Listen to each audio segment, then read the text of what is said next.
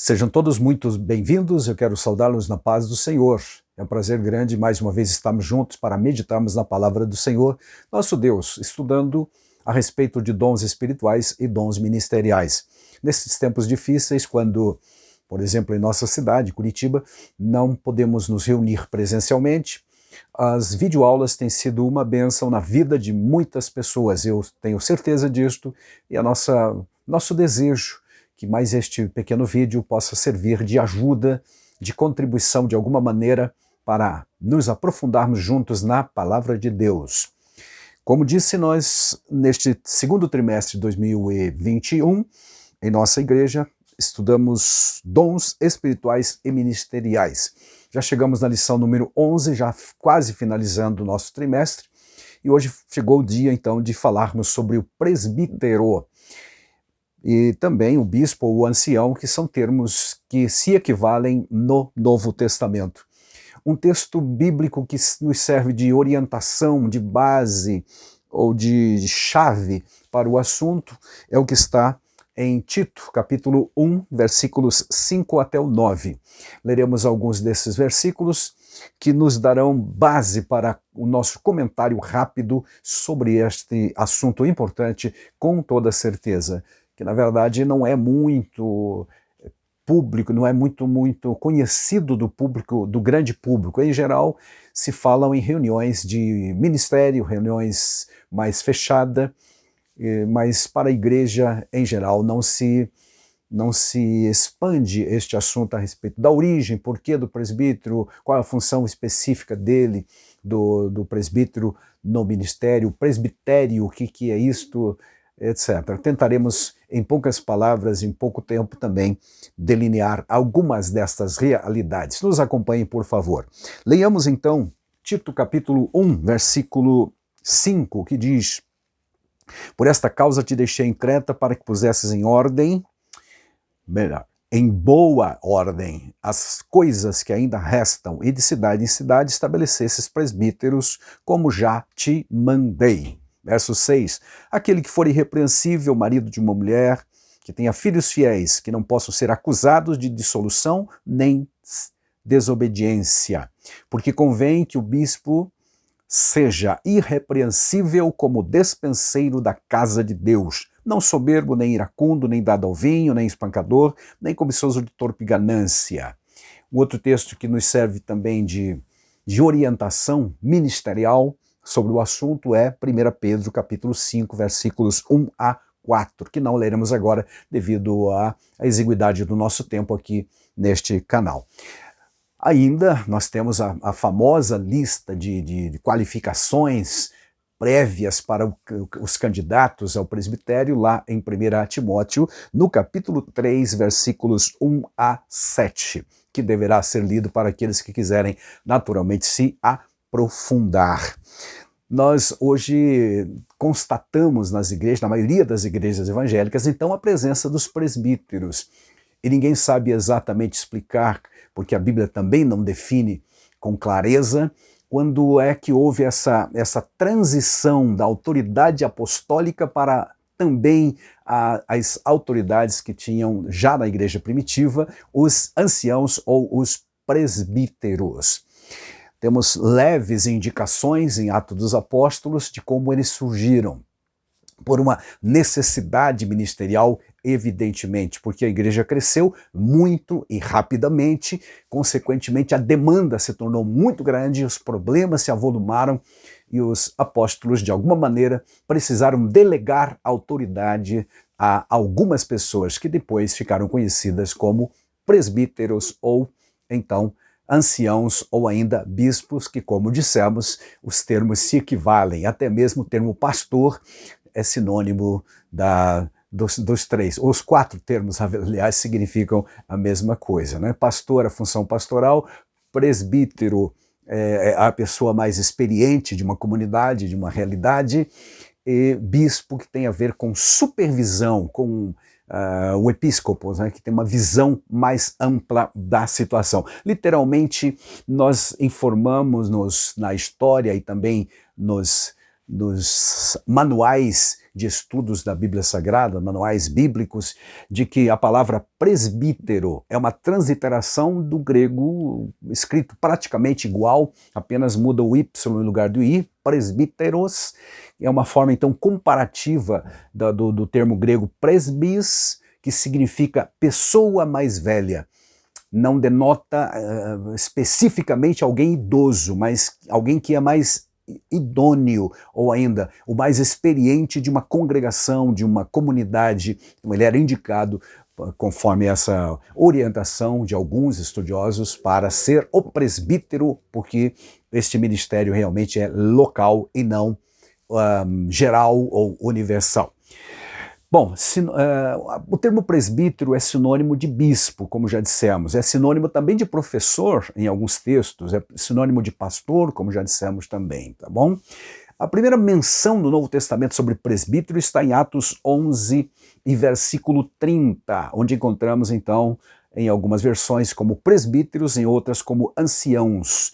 Foi quando então a igreja de Antioquia realizou uma coleta para ajudar os crentes da Judéia e mandaram através de Paulo e o Barnabé e outros obreiros esta oferta, e o texto diz que eles deveriam entregar aos anciãos, não os apóstolos, que é um fato curioso, porque em Atos capítulo 4 você encontra gente trazendo ofertas e depositando aos pés dos apóstolos. Quando houve, repito, essa transição de autoridade e como funcionava o presbitério lá naquele tempo, é realmente uma coisa que a Bíblia não deixa muito claro, a não ser algumas coisas apenas, mas isso de forma muito breve, aliás. Faz citações e não definições e nem descrições do tipo de ministério, quem poderia ser, etc. Apenas pela dedução, então, do termo presbítero, que significa a pessoa mais experiente da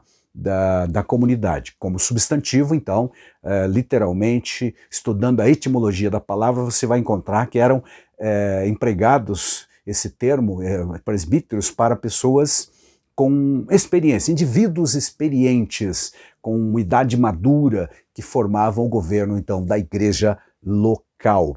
Uma das coisas que a gente sempre se preocupa em saber, aqueles que estudam seriamente a palavra de Deus, é como é que eles foram escolhidos, qual é o método que foram indicados, para serem indicados. Também não temos muitas informações da Bíblia Sagrada, mas há um texto, pelo menos lá em Atos capítulo 14, versículo 23, indicando que eles eram eleitos lá. Por exemplo, na primeira viagem missionária de Paulo, junto com Barnabé, na região da antiga Pisídia, eles, passando de cidade em cidade, diz o texto, elegeram presbíteros. Eu vou ler o texto que está escrito assim: e havendo-lhes por comum consentimento eleito anciãos em cada cidade, ou cada igreja de cada cidade, orando com jejuns, os encomendaram ao Senhor em quem haviam crido. Glória a Deus. Então aqui está a escolha, a forma da escolha aparentemente era por eleição, porque esse texto de Tito, que nós temos como um dos textos básicos para um estudo sobre presbítero, realmente não informa a maneira, o jeito, como é que era para se estabelecer. Apenas Paulo deixou Tito lá na ilha de Creta, que é uma grande ilha do mar Mediterrâneo, e havia várias igrejas já naquele tempo, e disse: Tito, te deixei aqui para você colocar em boa ordem as coisas que ainda não foram colocadas em ordem. E também, em cada cidade, estabeleça presbíteros. Agora, como estabelecer? Atos 14, 23 vai nos dizer, pelo menos Paulo fazia dessa forma. Outra pergunta que surge então seria: quem votava? Era toda a comunidade dos salvos ou apenas os obreiros que votavam? Não temos essa informação, deduzimos claramente, ou com alguma razoabilidade, que era toda a comunidade dos santos, como também aconteceu para a escolha dos diáconos em Atos capítulo 6. Aqui está então essa indicação, pelo menos de uma forma indireta, digamos assim, né, que havia eleição. Aqui apenas diz que era para estabelecer presbíteros. Associando então a Atos 14, 23, deduzimos que era por eleição. Bispo ou presbítero era uma função que Paulo qualificava como obra excelente. Ele vai dizer em 1 Timóteo capítulo 3, verso 1, quem deseja o episcopado, excelente obra deseja. Então a classificação dele para esta função é que era algo excelente. E diz também que aqueles que têm esse desejo, aleluia, mas era para desejar, não forçar, não politicar a respeito, como nós já vimos por aí na história mais recente. Que Deus nos guarde desse tipo, né? É para desejar, isso é nobre, isso é bíblico. Se você deseja o episcopado, como disse Paulo, e eu te digo agora, excelente obra deseja. Virão as consequências, virão depois as condições que nós vamos ver rapidamente na sequência, mas é uma obra excelente. Amém por isso. São fundamentais os presbíteros realmente, tanto lá naquela realidade da igreja primitiva, quanto hoje também um trabalho muito bom, excelente, necessário que os presbíteros fazem como auxiliares diretos do pastor. Na ausência do pastor, o presbítero é que realmente o representa no sentido do estudo da palavra, do ensino da palavra de Deus, das ministrações, das ordenanças, como ceia do Senhor, batismo nas águas, unção com óleo também, e até mesmo a visitação aos enfermos. Bom, eles ocupavam uma liderança local, não nacional, digamos assim, era local. Acompanhando Paulo em suas viagens missionárias e lendo Tito, então, capítulo 1, como já vimos, né, versos 4, 5, a partir do 5 até o 9, vamos encontrar que eles eram eleitos, melhor dizendo, de cidade em cidade. Então, em cada local havia um grupo de presbítero, que depois a Bíblia vai chamar de presbitério, lá em 1 Timóteo 4 e 14. A forma como nós vimos da escolha era a eleição, deduzindo. Também não temos, por falar em eleição, não se diz por quanto tempo eles eram eleitos. Já se sugeriu que eram por 2 anos, se fossem bem, poderia prorrogar. Houve algumas sugestões assim historicamente, mas na Bíblia nós não temos nenhuma destas informações. Essa primeira viagem missionária que Paulo realizou em Atos, que nós lemos aqui 14, ocorreu mais ou menos lá pelo ano 46 ou 48 de nossa era. Então, do ano 33, a morte de Jesus, a descida do Espírito Santo, o crescimento da igreja, as necessidades que surgiram na igreja não só de Jerusalém, mas em todos os lugares, fez com que fosse criado então este grupo de auxiliares na administração do governo da igreja local. Aleluia, enfatizando que eles têm um ministério local, presbítero e diáconos também, que vamos estudar mais adiante na semana que vem, são ministérios locais, especialmente dentro de nossa igreja.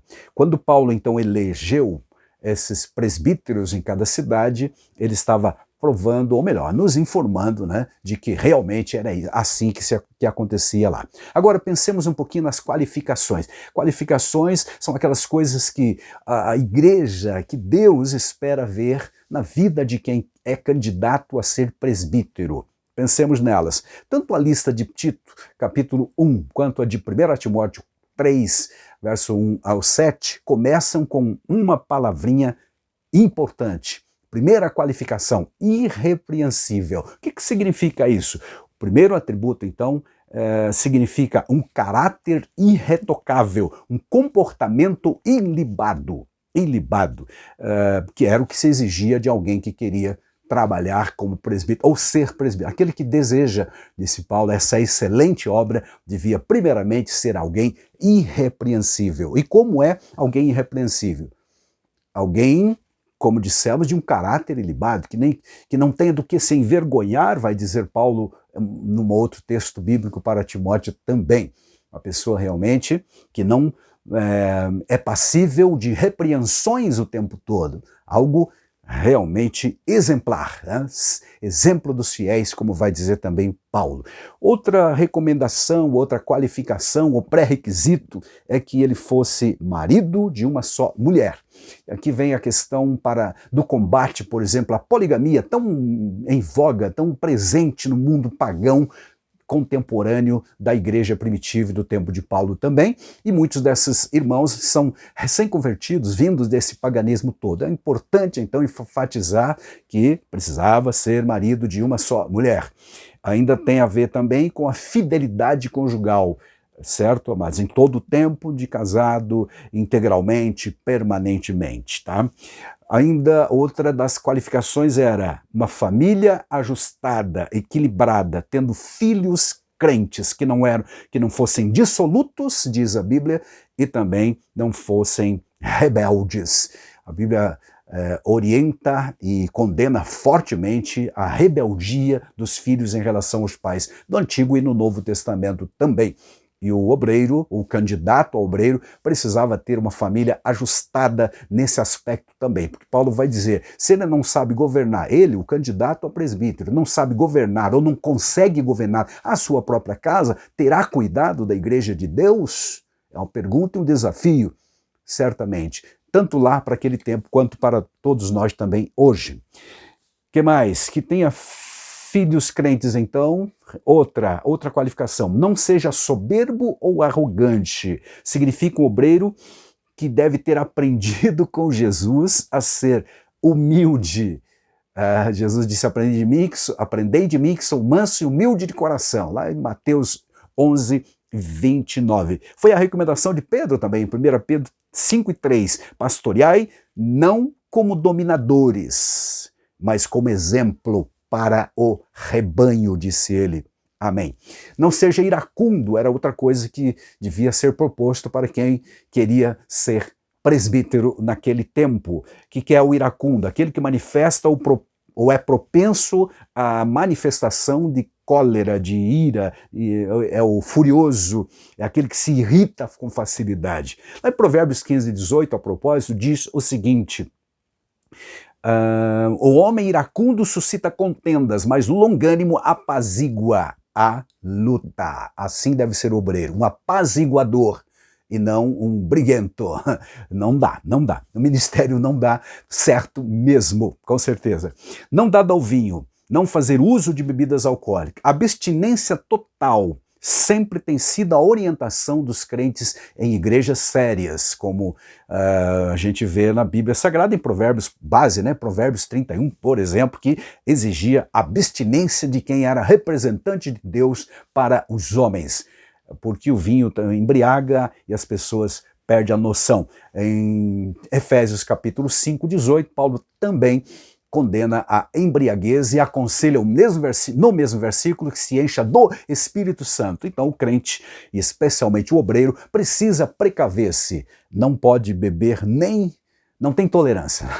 Não tem tolerância. É abstinência total. Não seja espancador, dizem algumas versões, outras trazem o termo violência. Não seja violento ou agressivo. E essa violência ou agressividade pode ser tanto física quanto também verbal. Você sabe disso, então o obreiro, o candidato ao obreiro, precisa ser alguém que tenha domínio próprio, conforme Gálatas 5:22, e para vencer tudo isso, Gálatas 5:16, que diz que precisamos andar no Espírito para não cumprir com as concupiscências ou os desejos da carne. Assim deve ser o candidato a obreiro. Não seja cobiçoso de torpe ganância. Pelo menos por 2 vezes, 3, na verdade, nós encontramos no Novo Testamento, uma delas é Tito, a outra lá na carta aos Efésios, a Timóteo, e aqui 1 Pedro 5:2, onde Pedro diz: apacentai o rebanho de Deus que está entre vós, tendo cuidado dele, não por força, mas voluntariamente, nem por torpe ganância. Ganância. Que é ganância, o desejo exacerbado de receber mais do que alguém, ou então de ganhos exorbitantes. Isto não serve para quem quer realmente servir a Deus. Não estamos falando aqui de voto de pobreza, mas também não o excesso, porque hoje nessa onda graças a Deus já diminuiu um pouco, mas uma onda de prosperidade material em que o povo quer trazer o céu e puxar o céu para a terra o tempo todo, e que toda bênção que existe espiritual, eles querem realmente trazer para o mundo material e ficar rico e etc. E não é dessa forma, tá? Então isso gera essa ganância insaciável e não serve para o verdadeiro obreiro. E uma outra qualidade exigida do candidato a presbítero é que ele fosse hospitaleiro. Hospitaleiro, tá? Para os tempos da igreja primitiva, isso incluía o quê? Abrigar, alimentar, tratar graciosamente viajantes que precisavam de lugar para ficar, porque não havia pensões, não havia hotéis nesse tempo, nem motéis, etc. Então os viajantes normalmente se hospedavam nas casas das famílias. Então fazia todo sentido, havia toda uma orientação, algumas normas de conduta em relação à hospitalidade. E no Antigo Testamento e também no Novo Testamento são enfatizados de forma muito precisa, incisiva, a importância da hospitalidade. Para hoje, essa palavra pode significar ação ou atitude acolhedora, atitude receptiva, manifestada num coração que está aberto para amar e receber, quem quer que seja, independente de nacionalidade, cor da pele, não fazer acepção de pessoas, assim como Deus também não faz. E isto a Bíblia diz lá em Atos, por exemplo, 10:34, e o Tiago condena aqueles que assim o fazem lá em Tiago 2:1-9. Portanto, o obreiro precisa ser realmente hospitaleiro. Isso vale para hoje ainda. Que mais? Seja amigo do bem. Uma outra qualidade. Essa virtude está relacionada à manifestação do fruto do Espírito chamado benignidade. Seja bom. O Salmo 37, no verso 27, diz: aparta-te do mal e faze o bem. Aparta-te, parte negativa, parte positiva, faça o bem. Então, o candidato a ser obreiro precisava fazer o bem. Seja amigo do bem, faça o bem. Seja moderado, isso reporta novamente ao autocontrole, à moderação, ao ser contido e não se deixar levar pelos instintos, pela festa, pelo oba-oba e assim por diante, tá? Seja justo, aqui tem a ver com equidade, ser imparcial, isento, era outra qualidade. Seja santo, mais uma qualidade, exigida de quem era candidato a presbítero. Isto é uma orientação para todos os crentes e muito mais ainda para quem quer ser obreiro na casa do Senhor, porque a Bíblia diz: sede santo porque eu sou santo. E o obreiro deve saber que sem santificação ninguém verá o Senhor. Então é preciso manter a santificação. E santificação bíblica, tá certo, amados? Não é cerimonial, é uma santificação do coração, que nos separa do mundo e do pecado e consagra-nos para Deus. Amém? Glória a Deus. Seja temperante. Essa é a qualidade daquele que tem temperança. Domínio próprio, novamente. Gálatas 5:22 fala de um dos aspectos do fruto do Espírito como exatamente essa temperança. E Paulo, escrevendo aos Colossenses, disse: melhor a vossa palavra seja sempre agradável, temperada com sal, para que jamais prejudique alguém, né? Mas traga benefício para aquele que ouve. Literalmente o texto diz: para que saibais como vos convém responder a cada pessoa. Palavra temperada com sal. Este é o crente ou a pessoa temperante. Glória a Deus. Retenha a palavra, outra qualidade. Mantenha a palavra no seu coração. Tanto para se manter santo, quanto também para poder ensiná-la para os demais e edificar os santos e ajudar no aperfeiçoamento da igreja, no sentido da santidade, quanto também para combater o erro das doutrinas falsas, das heresias, dos desvios doutrinários. Certo, amados? Aí está então a origem, ou como eram escolhidos os presbíteros, possivelmente, e algumas qualificações. Também nós devemos pensar na importância do presbitério, que é o corpo dos presbíteros que auxiliam o pastor local nas nossas igrejas. O que era esse presbitério? Era, por definição, o conselho episcopal, ou o conselho dos anciãos, ou ainda o conselho dos presbíteros, a reunião corpo ministerial formado pelos presbíteros que auxiliam o pastor local. E eles aparecem no Atos dos Apóstolos associado a várias questões críticas na história da igreja. Por exemplo, Atos 15, quando reuniu-se o primeiro concílio da igreja em Jerusalém para tratar de questões seríssimas no início da carreira da igreja na terra, que era a recepção, a aceitação dos gentios ou não no seio da comunhão cristã e a circuncisão deles, ou necessária ou não. Enfim, as questões judaizantes que pipocavam por lá em todo o mundo de então. Foi trazida essa questão e tanto os apóstolos quanto os anciãos assinaram uma carta circular para orientar todos os irmãos em todos os lugares. E os deveres dos presbíteros? Basicamente primeiramente o de pastorear. Já vimos o texto de 1 Pedro, onde Pedro diz: pastoreai o rebanho de Deus, apacentar a igreja, apacentar o povo. Outro compromisso do presbítero é ensinar a palavra, por mais que uma vez Paulo diz que seja apto para ensinar, é candidato, então seja apto a ensinar. Pastorear, disse Pedro, não por força, mas voluntariamente, e também de ânimo pronto, e não por obrigação ou constrangido, vai dizer ele, nem como tendo domínio sobre a herança de Deus, mas voluntariamente servir a Deus. Ainda, diz o Pedro, seja exemplo do rebanho. E aí nós nos recordamos de 1 Coríntios 11, onde Paulo diz: sejam meus imitadores, porque eu sou de Cristo. Tem que ter coragem para dizer isto, mas Paulo tinha essa coragem e todo obreiro precisa igualmente ter esta nobreza, essa espinha dorsal para dizer: olhe para mim, estou fazendo certo, tenho convicção do que sei, do que estou fazendo, então siga os meus passos. Presbíteros, então, faziam parte também da liderança e do governo das igrejas locais. E para encerrarmos, lembramos então que presbíteros, anciãos ou bispos são equivalentes no Novo Testamento, corpo de obreiros que auxiliam um pastor local. Para hoje não mudou muita coisa não. As nomenclaturas de várias igrejas, mas em geral é um grupo auxiliar local, na congregação, na cidade onde a igreja está localizada, para auxiliar o pastor.